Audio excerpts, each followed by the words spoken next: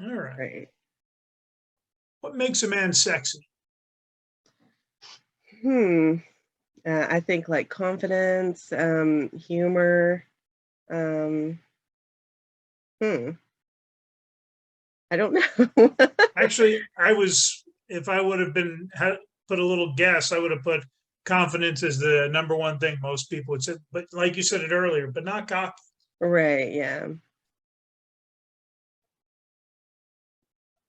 What makes a man sexy? Hmm. Confidence without being cocky. I think that's, excuse me, I think that's the biggest thing right there. Confidence without being arrogant. You know, you know your own value, and um, you're confident enough to walk away from something that doesn't serve you. It's just kind of a knowing your own worth and being confident and letting that shine through. Not only I will have to add authenticity and being genuine. Well, and I think that just goes to being a good human. Yeah. If you are your authentic self and you've done the work and you are confident and you're not insecure, I think you show Mhm. up far better. Yeah, absolutely. What makes a man sexy to you? Again, confidence. Okay, it's a mid-age guy thing, but I really, really appreciate it when they trim their freaking ear hairs. So it's at this point, it's like what makes a guy not attractive to me. And like it's not attractive to have strange ear hairs. And I'm sorry, dudes, I know it happens. We're all dealing with age related, but manscape, learn to manscape. It's good. So confidence is really attractive. Again, with the competencies, I love to learn, and I love to be learned from. So I have been blessed to have some excellent conversation with guys who have interests in areas that don't have anything to do with my competencies, and they treat me as if I have infinite intelligence but limited exposure. And when someone communicates with you like that, you're never talked down to, you are communicated with. And that level of conversation is so intoxicating. That is something that you can build from. And that's what encourages me to share with them.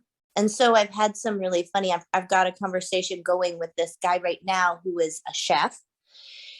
And he seems brilliant. He's well-traveled and everything. He's nowhere near as attractive as I would normally go out with. But I am going to go to lunch with this guy with a completely open mind because the conversation has been so good. And we have been able to share about my painting and his chefness and our experiences in a way that has just been kind of beautiful. So I want to circle back to what you said. Infinite intelligence, limited exposure.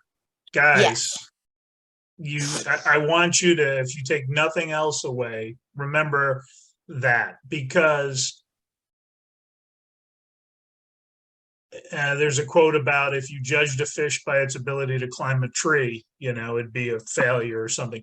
Again, if you haven't done something, you may not know, but that doesn't make it that you're stupid. It just means you haven't learned how to do or haven't been exposed to it. I think that's a great point.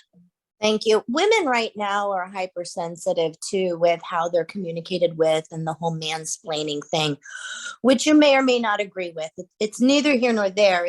It all comes down to a woman's perspective on the issue. So that is but if any person, including, might I say, if any of you have teenagers, when I started dealing with my daughters and Girl Scout kids and that sort of stuff, as if they absolutely had the intelligence to understand something. They just hadn't had the exposure yet. And then when somebody's like, oh, I'm sorry, you're like, no, look, I totally know that you get this. Let me help you implement it.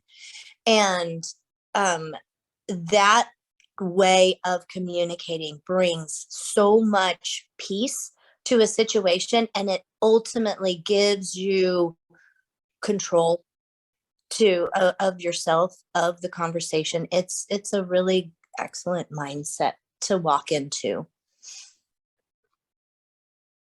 And it'll de-escalate women like you would not believe. It'll keep us calm as shit.